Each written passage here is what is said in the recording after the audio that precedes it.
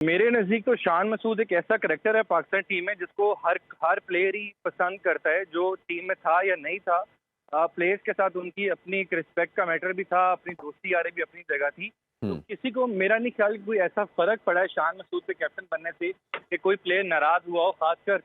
رضوان یا بابر اعظم جو کہ سینئر پلیئر تھے، جن کو لوگ کہہ رہے تھے کہ یہ اس ریس کا حصہ ہیں، ان کے ساتھ کمپیریزن کیا جائے تو شان مسعود کا میرا نہیں خیال ہے کسی کے ساتھ نہ کوئی رفٹ ہے۔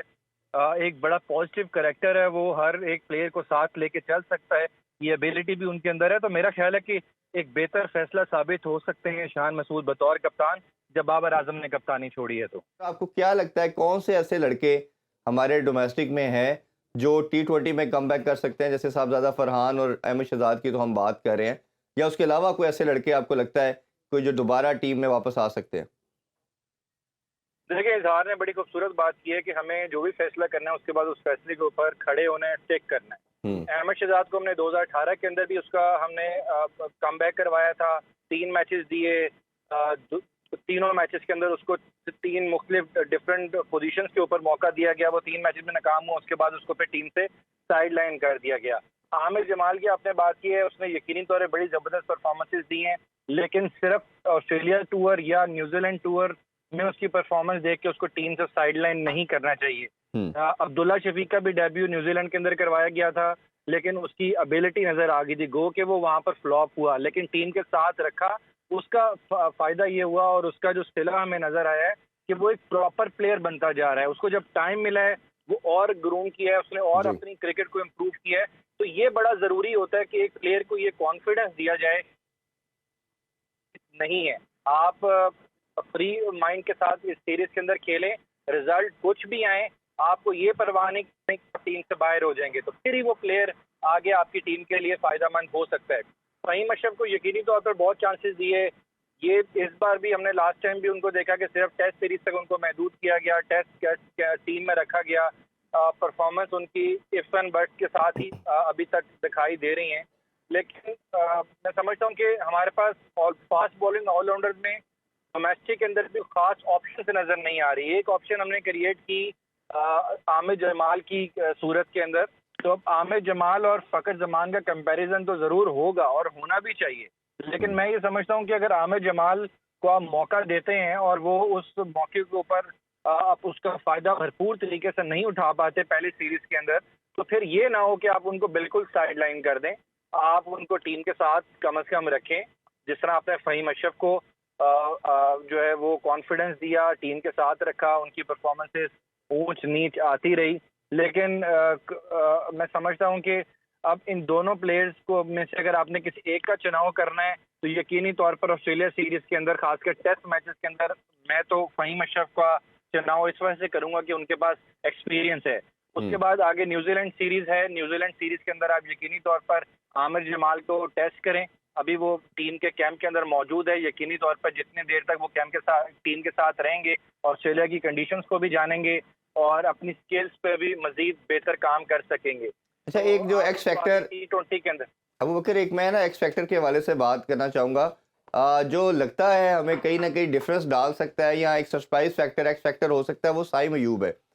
ایک تو سائم ایوب کو آپ دیکھ رہے ہیں پریکٹس کرتا ہوا، اور جو ہم سب جانتے ہیں جو انہوں نے پاکستانی ڈومیسٹک سیزن میں رنز کیے، جو ڈبل سینچریز دیکھیں، سینچریز دیکھیں، ایک بہت لمبی فہرست ہے ان کے رنز کی، اور خاص طور پہ اس سے پہلے جو ویسٹ انڈیز لیگ تھی اس کے اندر بھی ہم نے دیکھا کہ بڑا شاندار قسم کی ان کی پرفارمنس رہی۔ ابھی بٹ ہم نے دیکھا کہ جو پہلا ابھی پرائم منسٹر 11 کے اگینسٹ میچ ہو رہا ہے ان کو اپرچونٹی نہیں ملی، تو کیا آپ کو لگتا ہے کہ پاکستانی ٹیم، کیونکہ ٹیسٹ کے اندر ہماری بیٹنگ لائن اپ جو ہے وہ سٹیبل ہے اور بڑی کنٹینیوسلی 6 7 8 منتھ سے یہی لائن اپ چل رہی ہے، کوئی چینج کر سکتے ہیں، یا آپ کو لگتا ہے کہ ایک ایکس فیکٹر کے طور پہ سائم ایوب کا کوئی چانس بن سکتا ہے پہلے میچ میں؟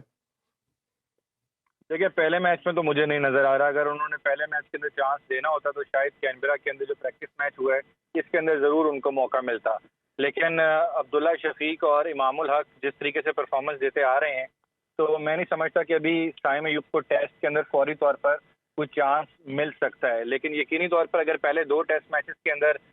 ہمارے اوپنرز فیل ہوتے ہیں تو اس کے بعد ٹیم مینجمنٹ یہ ضرور سوچنے پر مجبور ہوگی کہ 3rd میچ جو کہ سڈنی میں کھیلا جانا ہے وہاں پر سائم ایوب کو آزما لیا جائے۔ تو ابھی فوری طور پہ مجھے نہیں لگتا کہ سائم ایوب، کیونکہ جو ٹیم ڈائریکٹر ہیں محمد حفیظ، انہوں نے بھی جانے سے پہلے یہی بات کی تھی کہ ہم ان کو ٹیم کے ساتھ رکھنا چاہتے ہیں تاکہ وہ مزید امپروو کریں، اپنی کرکٹ کو امپروو کریں، ڈگ آؤٹ کے اندر بیٹھیں اور دیکھیں انٹرنیشنل کرکٹ کا پریشر کیا ہوتا ہے اور کس طرح اس کو ہینڈل کرنا ہے اور اپنی اسکلز کے اوپر کیسے کام کرنا ہے. تو یقینی طور پر فائدہ مند تو سائم ایوب کے لیے ضرور ہوگا،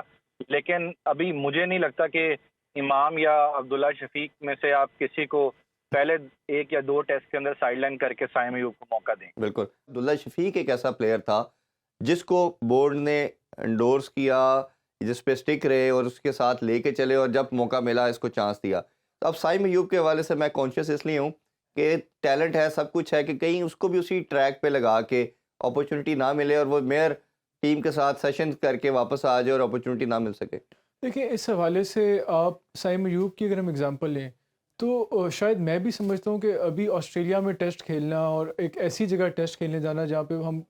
20-25-30 سال سے کوئی ٹیسٹ نہیں جیتے، اور ایک ایسے کنڈیشنز ہیں جو ہمارے جہاں ایکسپیرینس پلیئرز بھی تھوڑا اسٹرگل کرتے ہیں، ان کنڈیشنز میں اگر سائم ایوب کو اگر آپ ایکسپوز کر دیں اور وہ نہ اتنا اچھا پرفارم کر سکے، اس طرح کا بیگیج بھی میرے خیال میں اس کے لیے اتنا اچھا نہیں ہوگا. ان کو اگر آپ نے کسی طرح ٹیم کا حصہ بنانا ہے، فرسٹ ٹیم میں لے کے آنا ہے، تو اس کی ایک فیزڈ آؤٹ اسٹریٹجی ہونی چاہیے، جو کہ ٹھیک انہوں نے ڈیسائیڈ کیا کہ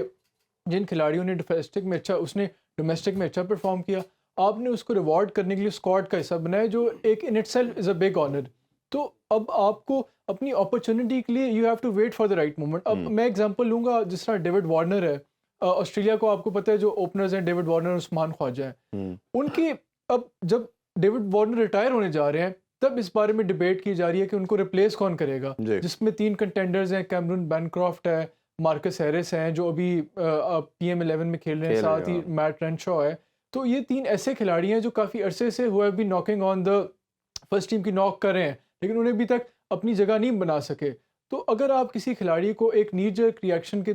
لے کے اگر آپ اس کو فرسٹ ٹیم میں فوری تھرو ان کر سکتے ہیں، اف یو پش ہم ان فرنٹ آف دا بس، یہ اسٹریٹجی بھی اتنی اچھی نہیں ہے. اگر وہ جائے اتنا اچھا نہ پرفارم کر سکے، پھر وہ دوبارہ اس کے لیے جگہ بنانا اور زیادہ مشکل ہوگا کہ اس پیکیج کو لے کے جائے گا. تو میرے خیال میں یہ ایک انہیں اچھا ایک آپ نے ٹھیک کیا کہ ان کو ریوارڈ کیا جو انہوں نے ڈومیسٹک میں اچھا پرفارم کیا. ابھی آگے T20 سیریز بھی آئے گی نیوزی لینڈ میں، اس میں آپ انہیں 2-3 میچز دیں، ان میں آپ اسے چانس دیں، انلیس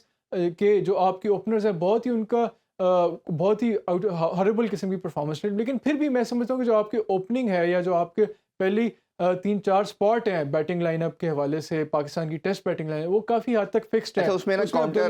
عبداللہ ہے یا امام ہے یا شان ہے یا بابر ہے، یہ ایسے کھلاڑی ہیں جن کو آپ میرا نہیں خیال اسٹیج پہ آپ ڈراپ کر سکتے. وہ بیٹنگ لائن تو اوبیسلی ایک اسٹیبل ہے، لیکن اس میں ایک کاؤنٹر آرگومنٹ یہ آتا ہے کہ دنیا یا بڑی ٹیموں کو آپ دیکھیں گے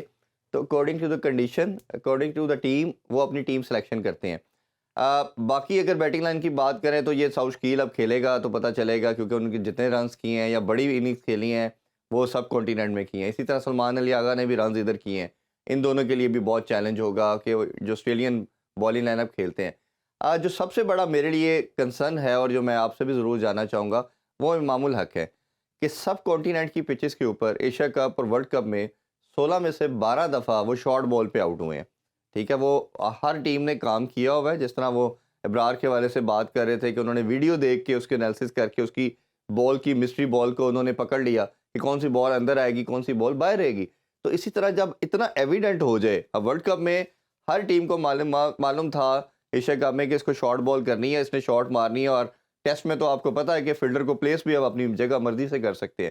تو کیا اتنا جب ایویڈنٹ ہو جائے اور ادھر ہے ہی باؤنسی وچز، تو یہ اگر پہلے 1-2 میچ میں ہی پکڑے جاتے ہیں تو رادر دین کہ ان کا کانفیڈنس شیٹر کیا جائے، تو آپ نئے کے ساتھ ٹرائی نہیں کر سکتے؟ کاؤنٹر آرگومنٹ تو ہے ہی نہیں. آپ درست کہہ رہے ہیں، لیکن جو پرفارمنس رہی ہے یا فارم رہی ہے امام کی یا شان کی یا بابر کی، یا نہیں، میں پرٹیکولرلی پیورلی امام کے حوالے سے اس پوچھ رہا حوالے ہوں. سے اگر آپ ان کو ان کی ایک ویکنیس تو ہے کہ شارٹ بال کو اتنا اچھا نہیں پک کر سکتے، لیکن